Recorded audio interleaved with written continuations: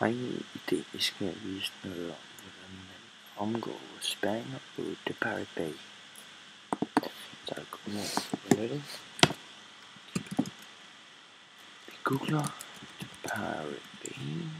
Går vi herind. På nogle af jer står der omgå et eller andet til at se, at de fraråder det. Så går vi herned ved den tredje. Et klik omgå spam. Så trykker vi her. Går vi ind på den her free browser service. Vi gemmer den.